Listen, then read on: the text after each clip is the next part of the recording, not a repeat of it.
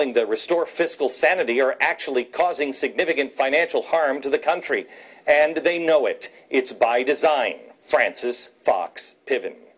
The Occupy Wall Street protesters never get permits. They continually harass and cause purposeful confrontations with the police. And because they trash every city they're in, it is starting to hurt those cities.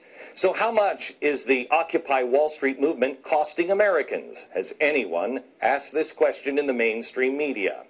In just 2 months' time, Occupy Wall Street has cost the city of New York $8.5 million. If the protests continue at this rate, which I highly doubt they will, it will cost the city $51 million to pay for it come election time. That's weird, because I hear the protesters yell at the cops, "March with us, we're on your side." Really? Are they? $51 million in New York would prevent 892 police officers from being laid off by the NYPD. $51 million, instead of wasting it, could save the 20 firehouses that the city needs to shut down. It's the same thing in city after city. In Oakland, the protests have cost the city about $2.4 million in police and other city expenses, plus tens of thousands in damages done to local businesses, property, and windows.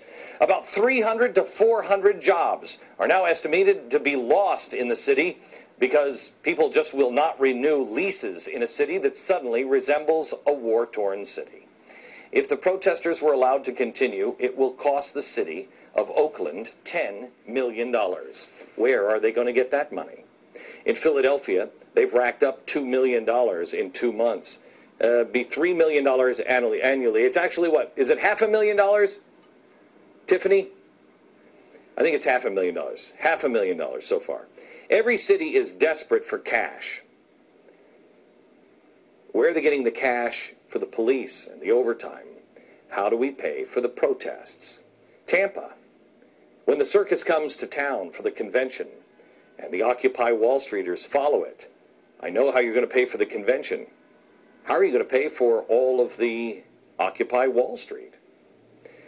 We have no reason to suspect that the answer will be any different to how the government handled the financial crisis every other time. The cities will be bailed out by the federal government, and the federal government will be bailed out by the Fed, and they will continue to inflate our way out of that debt.